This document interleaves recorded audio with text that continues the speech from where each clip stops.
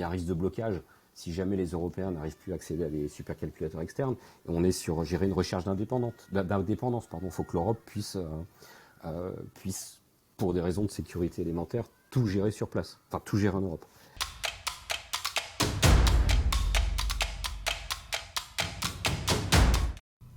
Bonjour et bienvenue dans ce nouveau podcast vidéocast proposé par Into the Minds. Mon invité d'aujourd'hui nous parle de France. Il va sauver la souveraineté digitale numérique de l'Europe. C'est Philippe Noton, c'est le patron de SciPearl. Salut Philippe. Bonjour à tous. Et merci d'être avec nous. Comme tu le sais, ce podcast vidéocast est chapitré. Et la première question que j'aimerais te poser et à laquelle tu t'es préparé, c'est quel est le chiffre qui résume le mieux la réussite de SciPearl? Le chiffre qui me vient à l'esprit de suite, c'est 17,5 millions d'euros. C'est c'est l'award qu'on a eu à Bruxelles en répondant à un concours d'innovation spécialisé dans les sociétés, enfin focusé sur les sociétés de deep tech, l'European Innovation Council. On a eu un award mi-décembre de l'ordre de 17,5 millions d'euros, c'est-à-dire 15 millions d'euros en equity. Ça fera partie de notre levée de fonds, et un grant, une subvention de 2,5 millions. Donc ça consacre la pertinence de projet, le niveau d'innovation, également la partie stratégique et toute la technologie qu'il y a derrière. Donc on en est particulièrement fiers. Alors, pour expliquer tout ça, est-ce que tu peux en quelques mots nous résumer ce qu'est SciPearl? Quel est ton bébé en fait? Qu'est-ce que tu fais? Notre bébé, c'est de répondre à des besoins qui sont critiques aujourd'hui, de simulation, de calcul, de recherche. On en a besoin partout. On a vu dans le cas par exemple du Covid qu'il y a énormément de bandes passantes, de calculs qui ont été mis à disposition des centres de recherche pour faire avancer la médecine, la biologie et trouver un vaccin le plus vite possible. Vous savez qu'on a pas mal de catastrophes climatiques. On a besoin de simulations météo de plus en plus fines pour faire de la prévention de catastrophes, par exemple. On a également, chez les fabricants de véhicules, le besoin de simuler de plus en plus. Donc simuler dans un monde virtuel les voitures, les avions, quand on fait de l'aéronautique, pour faire des crashs en mode simulé plutôt qu'en mode réel. Tout ça, ça se résume en un point. Il faut des besoins de calcul, il faut des supercalculateurs derrière, qui sont des systèmes, des data centers complets qui déploient une puissance de calcul colossale. Et SciPearl est l'acteur qui développe le microprocesseur européen qui va équiper tous les supercalculateurs en Europe à partir de 2024. Donc tu es notre sauveur. On n'a pas la prétention d'être sauveur. On veut contribuer du mieux qu'on puisse à la souveraineté européenne, aux besoins de calcul et s'assurer qu'on puisse tous avoir une vie meilleure, qu'elle soit en Europe ou ailleurs. Ce n'est pas exclusif à l'Europe. Alors comment est-ce qu'on fait pour avoir l'idée de développer un nouveau type de processeur pour des supercalculateurs? Comment, pour reprendre une métaphore qui va être très courante dans les mois d'élection qui arrivent, est-ce que en se rasant le matin, il y a cette idée de super processeur qui arrive, ou bien est-ce que c'est une jeunesse qui est plus longue?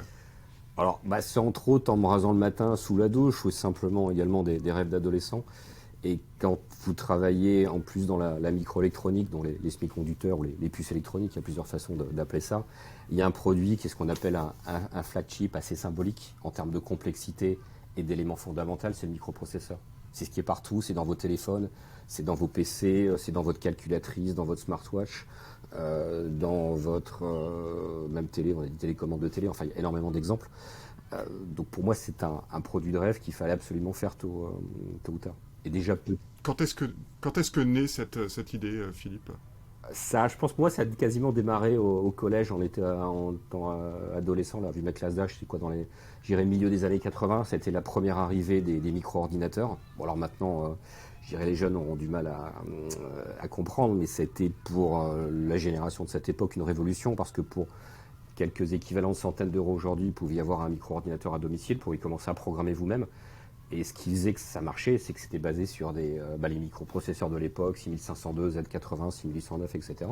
Donc ça, c'était vraiment les prémices. Et d'année en année, de décade en décade, ces microprocesseurs sont devenus de plus en plus complexes. Entre-temps, j'ai terminé les études, je suis passé ingénieur, je suis rentré dans le monde du semi-conducteur. Et le temps est arrivé, pour d'autres raisons de timing, de carrière, etc. C'était le moment de essayer de mettre en musique cette idée. C'était également le bon moment en termes de marché. C'était le bon moment à Bruxelles. parce qu'il y avait un gros appel d'offres qui se mettait en route pour lancer un écosystème local, pour développer un microprocesseur pour les supercalculateurs, développer des supercalculateurs dédiés, ce qu'on appelle classe post-exactiel, et pouvoir les mettre sur le marché. Donc c'est le fruit d'une, je ne vais pas dire d'une longue réflexion, mais c'était une vocation qui s'est mise en place, je dirais, étape par étape. Voilà, un processus de maturation relativement long. En préparant ce podcast, tu m'as dit que l'idée du processeur tel que tu le prépares aujourd'hui, tu le développes aujourd'hui, c'est une idée qui date de 2015. Comment est-ce que tu as validé le fait qu'il y avait un marché pour ce type de processeur et ce type de supercalculateur? Alors, on va dire, les microprocesseurs au sens large, c'est plus de 50% du marché du semi-conducteur. C'est-à-dire c'est déjà plus de 200 milliards par an. Enfin, 200 milliards de dollars par an. Donc, le marché, il est structuré, il est là. Bon, alors après, il y a des acteurs en place, etc. Il faut un peu chambouler l'écosystème. Mais sur cette partie-là, il n'y a pas de doute. Ce n'est pas un produit de rupture. C'est un produit qui est là, avec simplement des besoins de calcul et de complexité de plus en plus grandes.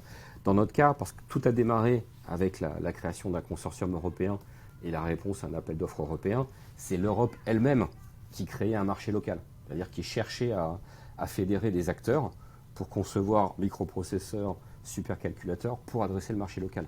Donc ils venaient avec le budget et un marché renforcé. Donc c'était no-brainer, comme on dit. Il y avait une fenêtre de tir pour y aller, fenêtre de tir qu'on a pris avec toute mon équipe, des partenaires pour s'y lancer. Et je dirais fin 2017, on a monté le consortium. Le consortium a démarré en 2018. 2019, j'ai créé la société. 2020, les premiers employés sont arrivés. Et aujourd'hui, on continue de recruter. On arrive à 75. En 9 mois, on est passé de 20 personnes à 75 personnes. Et on doit encore continuer à recruter pour livrer le produit dans les temps.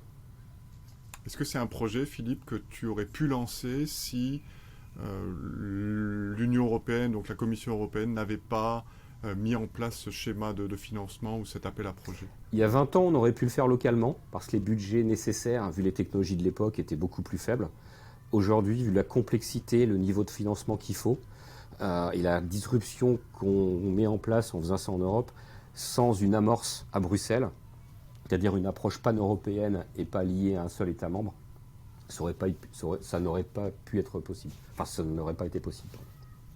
Donc ce que tu nous dis, en fait, c'est que ce type de projet, aujourd'hui, à l'échelle d'un pays, d'un acteur isolé, c'est quelque chose qui n'est plus possible pour contrer, d'une part, les Américains et d'autre part, les Chinois. Il faut voir l'Europe en tant que continent par rapport l'Europe continent par rapport aux Américains ou aux Chinois, ça tient la route. Un État membre, donc que ça soit France, Allemagne ou un autre, est trop petit. En plus, on a besoin d'un marché gros pour amortir les développements. Non, c'est vraiment une problématique européenne. Donc, on a démarré dans le cadre d'un projet européen avec des financements européens. La façon dont Cyper a été structuré, France, Allemagne, Espagne, et sûrement d'autres pays à terme, c'est comme une société européenne. Donc, je pense qu'on a quelques années, voire décades d'avance par rapport au reste d'autres sociétés européennes qui pourraient se créer comme ça, from scratch, comme on l'a fait, je dirais, c'est pour nous ce qu'on fait est européen de A à Z. Européen de A à Z, ça ne veut pas dire qu'on ne va pas adresser un marché mondial à terme. Hein. Donc c'est pas égocentrique comme propos, mais c'est européen de bout en bout. À quel point est-ce que le fait de développer et d'avoir accès à un supercalculateur européen, c'est important aujourd'hui? Je dirais c'est fondamental pour tout. Je donnais au départ l'exemple du Covid pour tout ce qui est recherche. Je dirais une partie de la recherche scientifique se fait sur des supercalculateurs. La demande de supercalculateurs explose. Et on a surtout aujourd'hui un gros déficit en Europe. L'Europe a besoin de 30% de la puissance de calcul sur tous les supercalculateurs au monde, mais ne fournit que 5% des supercalculateurs. Donc il y a un déficit, il y a un risque de blocage si jamais les Européens n'arrivent plus à accéder à des supercalculateurs externes. On est sur gérer une recherche d'indépendance. Il faut que l'Europe puisse, pour des raisons de sécurité élémentaire, tout gérer sur place, enfin tout gérer en Europe. Et à terme, comme dit, d'autres besoins, encore plus de calculs, donc il en faut partout, c'est clairement stratégique. Est-ce que tu penses que l'Europe, en se structurant, a une chance, non seulement face à certains acteurs étatiques, mais aussi face à des entreprises? Je pense à Facebook, qui s'est lancé dans la construction d'un supercalculateur. Aujourd'hui, en fait, on voit que c'est plus forcément une prérogative d'État, ça peut être aussi une prérogative d'entreprises qui ont atteint des tailles tellement énormes qu'elles peuvent aussi se permettre de se lancer dans ce type de développement, ce type de construction. Il faut les considérer comme des États, en fait, en termes de compétition. La chance qu'ont les Américains, c'est qu'ils ont réussi à faire émerger des géants. Très bien, il faut essayer de faire la même chose en Europe. Je dirais, c'est ce qui s'est passé il y a plusieurs, je crois une trentaine d'années avec Airbus. Ça faisait rigoler les Américains au départ, mais finalement, maintenant, là, je dirais Airbus est tout à fait comparable à Boeing. Il faudrait arriver à créer d'autres géants comme ceci.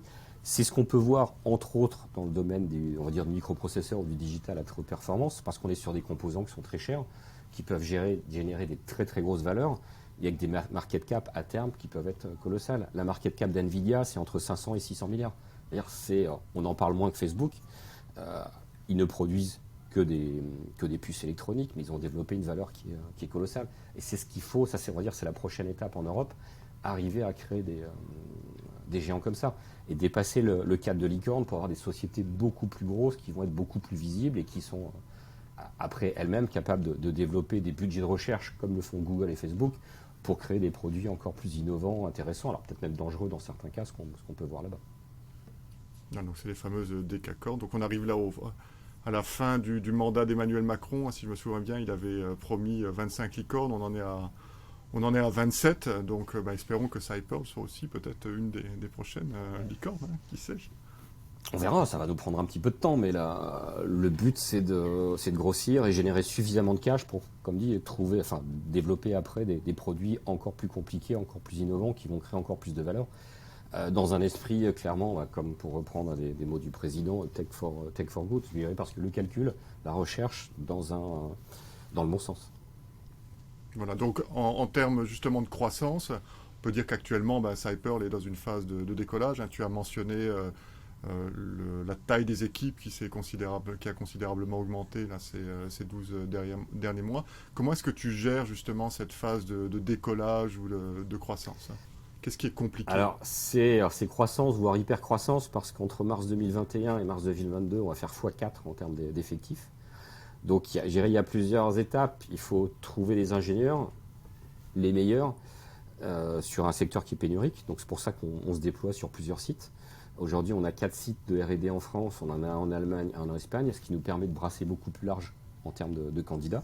Genre, si un candidat veut travailler en Espagne, on lui offre Barcelone. S'il veut travailler sur Paris, il y a soit Maison Lafitte, soit Massy Palaiseau dans le sud. S'il veut la montagne, il peut aller sur Grenoble. S'il veut être, sur la Côte d'Azur, on a un site à Sophia Antipolis, qui en plus correspond à des bassins d'emploi, et en plus là où sont les clients de nos clients. Donc on va déployer les centres de supercalcul. Donc ça, c'est déjà la méthode, un des ingrédients indispensables pour avoir accès aux candidats. Le deuxième, c'est de leur montrer un produit qui est très très intéressant sur le plan technique. Et en termes de microélectronique, on fait clairement partie des projets aujourd'hui les plus compliqués, mais les plus passionnants pour des ingénieurs qui veulent faire de la microélectronique. Donc ça, c'est une partie entre guillemets qui est facile à vendre. Et il y a tous les rêves de croissance, de carrière rapide, etc., de métiers fabuleux et d'accès à des technologies fabuleuses. On développe en 6 nanomètres, ce qui est clairement très très innovant en Europe. C'est-à-dire c'est une finesse de gravure pour intégrer un maximum de transistors sur un minimum de place, avec un niveau de densité qui est fait nulle part ailleurs en Europe. Donc ça fait partie des messages pour le recrutement. Après, ce sont des process d'onboarding pour que les ingénieurs, dès qu'ils arrivent chez nous, se sentent bien, apprennent vite et que tous les outils soient en place pour qu'ils puissent rentrer dans le design, la conception le plus vite possible. Mais c'est vrai que c'est très très challenging. Voilà, surtout qu'en fait, à cette époque, on va dire post-Covid, je ne sais pas si on en est sorti, mais on a vu la crise des semi-conducteurs là, ces 2 dernières années. Est-ce que en fait, tu ne t'es pas lancé au plus mauvais moment ou est-ce que tu n'as pas démarré le recrutement au plus mauvais moment? Alors, on n'a pas forcément le choix. Je dirais, quand on recrute, on ne peut pas attendre. Effectivement, il y a beaucoup de sociétés qui recrutent aujourd'hui. Le tout, c'est de vendre la meilleure histoire, de montrer le plus beau projet, de façon à attirer les meilleurs. On arrive même sur un point où le projet étant visible, de toute façon, on a une visibilité mondiale sur ce qu'on fait. On reçoit énormément de candidatures de l'étranger. On a été, c'est arrivé cette semaine. Cette semaine, on a eu 5 embauches chez nous. On en fait 13 sur le mois de février. Dont un, c'est l'archétype de ce qu'on voudrait voir plus souvent. Il y a quelques années dans la tech une campagne qui s'appelait Reviens Léon. Et là, c'est le cas. On a notre premier ingénieur, c'était un Français, qui a fait son école à Grenoble il y a 14 ans. Il est parti 14 ans aux États-Unis. Et là, on lui offre la possibilité de revenir en Europe. Il a démarré mardi. Il dit enfin, il y a des projets intéressants, il y a un potentiel de croissance, une société qui peut devenir très grosse à terme. Dans ce cas-là, ça vaut le coup que je revienne. Parce qu'on lui propose une possibilité de carrière et de société qui jusque-là n'existait pas en Europe. Et on espère que ça va faire des petits et que d'autres vont suivre sur ce mode-là. Où est-ce que tu te vois avec Cypearl dans 1 an, dans 2 ans, dans 3 ans? Alors, dans 1 an, on va commencer à mettre notre produit sur le marché. Dans 2 ans, il y aura les premiers déploiements. Donc, c'est-à-dire, il y a des centres de recherche qui vont calculer sur la base de notre processeur. Donc, ça va déjà être une très belle référence. Sur 3 ans, on va développer la génération suivante et ainsi de suite. Pour à terme devenir la référence des composants digitaux hyper complexes, donc tous les composants de calcul en Europe. Alors l'équipe, juste pour avoir une idée, je sais que tu es un petit peu frileux pour communiquer sur les chiffres en ce moment, mais à l'horizon de 2025, à quelle taille d'équipe, quelle taille d'entreprise est-ce qu'on peut s'attendre? Ce qui est visé en 2025, c'est globalement 1000 personnes, 80-85% d'ingénieurs pan-européennes. C'est-à-dire, pour satisfaire ce besoin de recrutement, on doit être, je dirais, ça doit être un déploiement au sens large en Europe. Et bien évidemment, des bureaux de vente un peu partout. Voilà, ça vous donne une idée de la dimension et ce qui nous reste à faire sur les 3 à 4 ans à venir. Bon, bah écoute, je te réinvite alors en 2025 et puis on va vérifier si les KPI sont atteints. On fera les comptes. Voilà, merci beaucoup Philippe d'avoir passé ce moment avec nous et de nous avoir raconté l'histoire de Cypearl. Merci beaucoup.